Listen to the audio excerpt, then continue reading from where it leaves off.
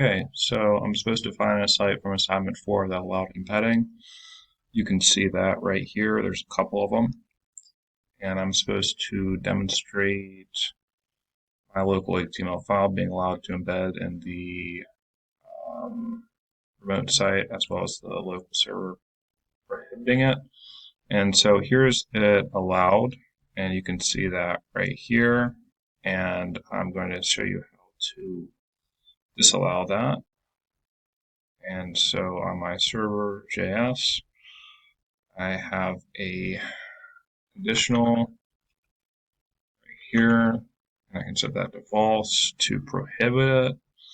And I have a, if this is false, then I set the content security policy, and that will not allow it to embed. And so let's see if that works. I can open this, and sure enough, it says it's blocked. So that's pretty good.